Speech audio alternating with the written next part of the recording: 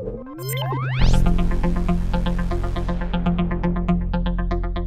joining us for this segment of Reaching Out is our very special guest, Assemblyman Keith Wright from Manhattan. Assemblyman Keith Wright is also the chair of the Manhattan Democrats, correct? Yes. You also serve as the Assembly Housing Committee and have been a long-time friend of public housing. Your focus on the issues of affordable housing and other matters in housing. How do you feel we're doing in affordable housing? Well, it's interesting. First of all, thank you so much for allowing me to come on your show, Greg. It's an absolute pleasure, and you're certainly one of the great leaders in this city, and I'm glad you have a show to be able to hoist your platform from. And I do wear many hats.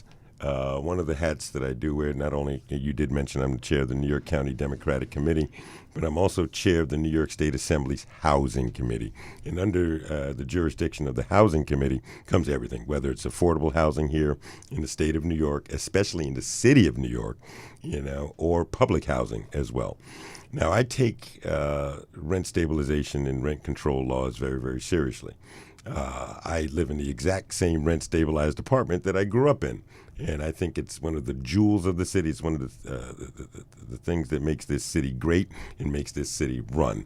As far as I'm concerned, we can never do enough in terms of making sure that apartments are affordable in New York City in particular. I can tell you in my office, at least 80% of the constituent complaints that come in are regarding affordable housing. I mean, the common problem is, where do I find an apartment? And I'm not a real estate broker or anything like that, but I'm being pushed out of the city of New York. My neighborhood is becoming gentrified. And there's still, let's face it, there's still discrimination in housing all over the city of New York. I'll give you one quick example. In some of these luxury apartments that are being built throughout the city, it's something called an 80-20, 80% luxury apartments or market rate apartments, and you have 20% low income or affordable. Now, in some of these cases, you have a main door that the market rate tenants go through, are allowed to go through, and you have a side door where some of your lower income or affordable housing residents go through. So it's a separate and unequal. It's still pervasive in this city. Now, it also covers New York City public housing. New York City public housing, and I still live right next door to New York City public housing. And New York City public housing is one of the jewels of our city. I remember it was built back in the 30s and the 40s, supposedly for our returning veterans, and it was mainly supposed to be a middle-class sort of bastion, for a working-class bastion for those returning veterans. Well, it has evolved into other things where your more low-income folks certainly live.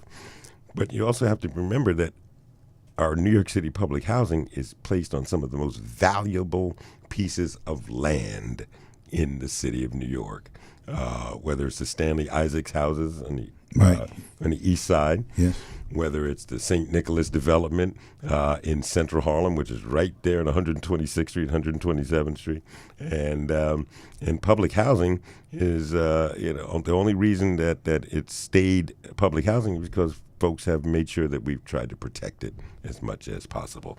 And, we are all one city here. We're a city of high-income people. We're a city of working-class people. We're also a city of some very poor people. And quite frankly, that's what makes our neighborhood work. I remember growing up, you had folks that had money. You had folks that were working class, and you had folks that were poor. That's what made a great neighborhood, when you have economic integration in our neighborhoods. But public housing, we saw it a little bit at the end of the Bloomberg administration, where Michael Bloomberg was trying to build, luxury housing. Yes. Luxury housing right there in the middle of public housing.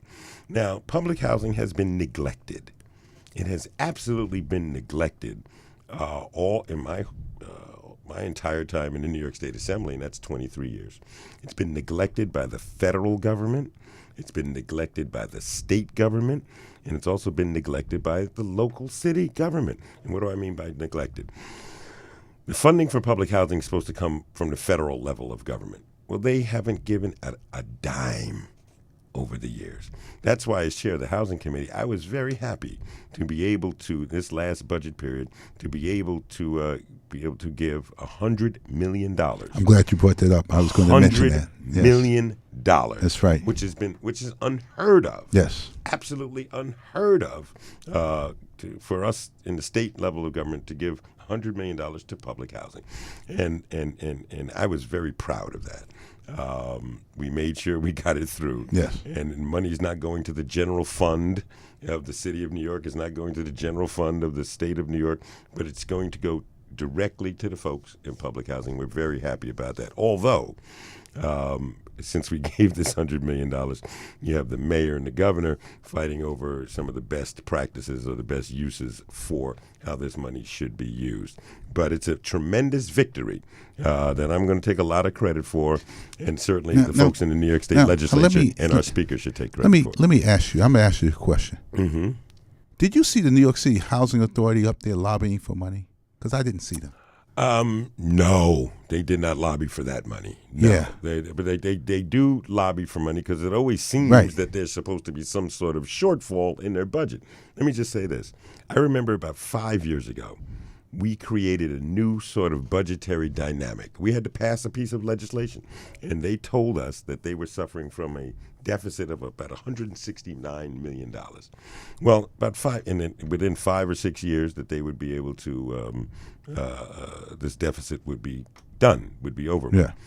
Well, we gave them the authority to create this new mechanism in order for them not to suffer any budget deficits. Well, they still have budget deficits.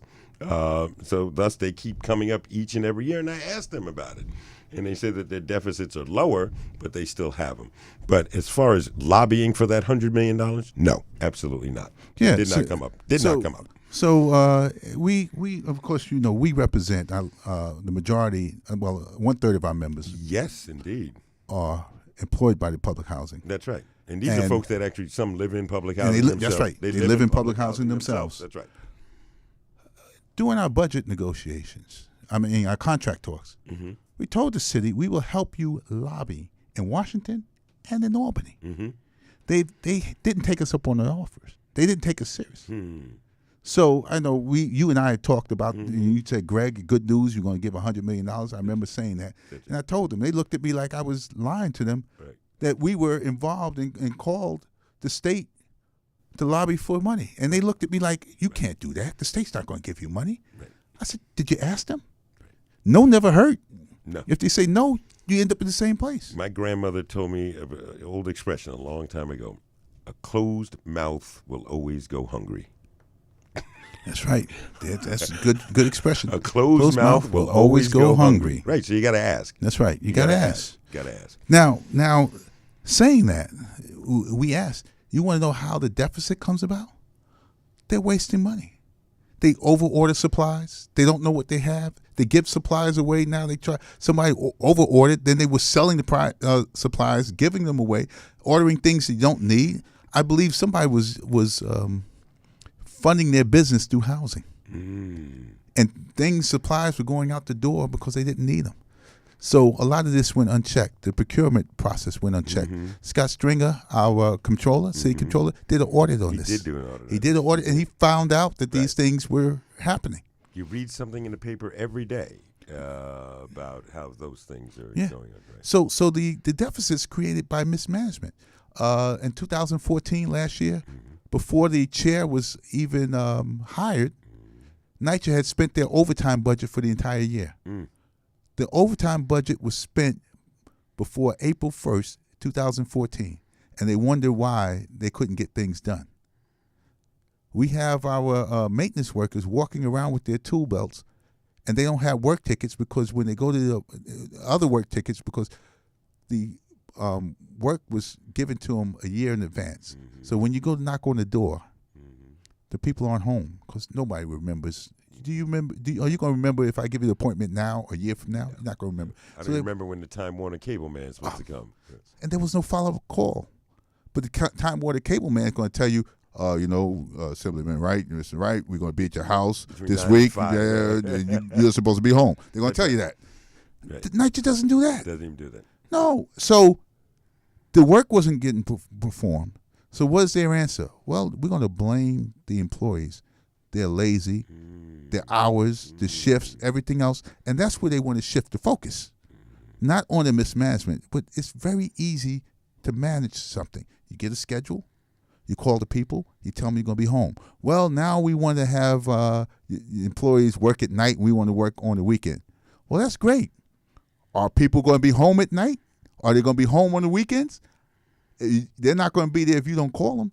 I would imagine people would rather get their work done during the day and have their weekends and nights to themselves. Sure.